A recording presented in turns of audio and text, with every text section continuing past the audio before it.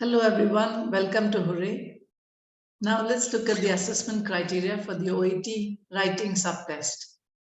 There are 6 categories by which the examiners evaluate you on. Let's look at them in detail and how the scoring system works. I'm going to share my screen with you now to explain the details.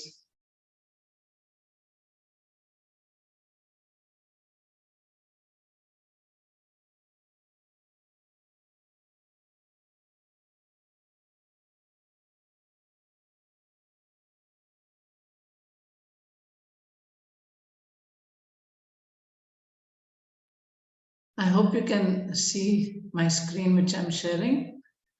This is the criteria and scoring for the OET writing subtest. The total marks is on 38. Let's look at the breakup of this. Purpose is for 3 marks. That is what and how accurately you understand the subject. Purpose would be in the first paragraph where you write what kind of letter it is, what is the purpose of the letter, and what the diagnosis of the patient is. These 3 details should be in the purpose. The next comes clarity and conciseness. Clarity means writing clearly. Whatever thoughts or ideas you have in your mind, you need to communicate this clearly on your paper. And how do you do this? By using the right choice of words and framing the sentences with correct grammatical structures.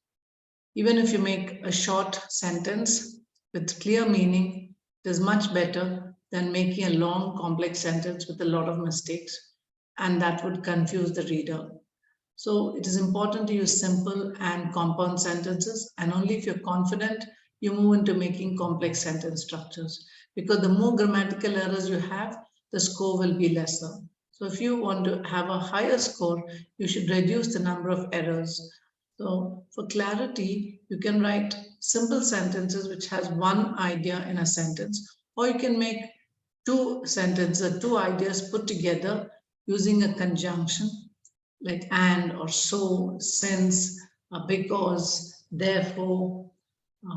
These are the conjunctions where you can join 2 ideas and make them into one. Conciseness. Being concise means being precise. Come to the point. Talk about the main ideas. Don't digress. Don't go off topic. Be concise. Be crisp in what you're writing. So how you present your ideas and points is of very major importance, and that carries 7 marks. Then we have organization and layout. Organization and layout is about the structure of how you write the letter, like date, address, and reference, salutation. Then paragraph 1, what consists of in paragraph 1, 2, 3, 4. We have a different video explaining the structure to you. So please go and have a look at that video where we talk about the structure of the letter writing.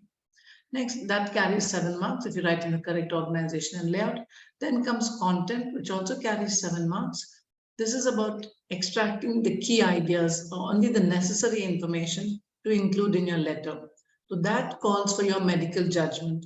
You need to understand who you're writing to, who is the recipient of your letter, and based on the recipient, what does that recipient need to know? What does that person need to know about your patient and the treatment? And you need to include only those details in your letter, which means you should also exclude a lot of points which may not necessarily be relevant. So for your medical judgment of choosing the right content and leaving out the unnecessary details carries 7 marks. And then you have genre and style, which also carries 7 marks. That includes the tone of your letter, the use of jargon, especially the medical jargon, and the kind of letter. Suppose you're writing to a medical professional, you can use as much medical terminology as possible or as necessary. However, if you're writing to a layman is a person who's not a medical professional, please make sure that you avoid using a lot of medical jargon. And if you have to use medical terminology, you may use it. Then you also explain what it means in simple language. So that's about the genre and style of your letter.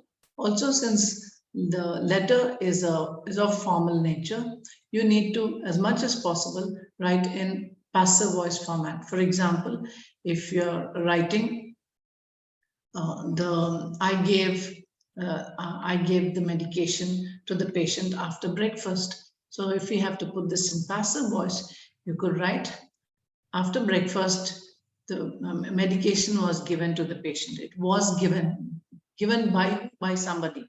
So it was given. That is converting to passive voice.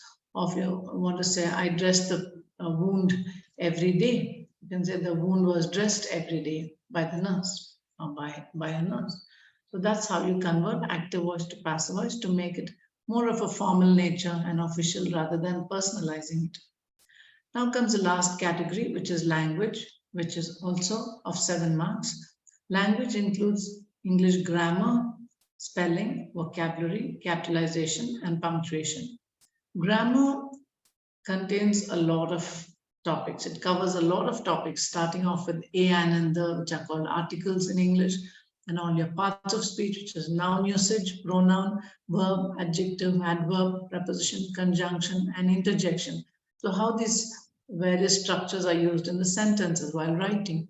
When you're spelling, if you have a lot of spelling errors, that will pull down your score. On language, vocabulary, use different words, don't repeat the words. Capitalization, use capital letters for all branded medications names and also all proper nouns like names of people or hospitals or clinics, places, addresses, street names, town names, all these should be capitalized. Punctuation, the general punctuation would be commas and full stops that you would be using quite a lot. You also use colon after the reference RE, you put a colon, and you put after DOB, you put a colon, and you have full stop at the end of that. So these are the punctuation you should use correctly. So for all this grammar, spelling, vocabulary, capitalization, and punctuation put together comes under language. So that carries 7 marks. So you have 7 into 5, that is 35, and then 3 marks for purpose, so that is 38 totally. Whatever you score on each of these categories will be added up and divided by 38 and multiplied into 500. Thereby you get your OET grade scores. I hope this session has been of use to you to be able to grade your essays and your letters. So please use this to understand how your letter is scored in the exam.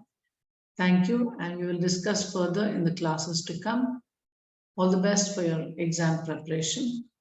If you have any queries, please feel free to ask us. We are here to help you. Thank you. I'll stop sharing my screen now.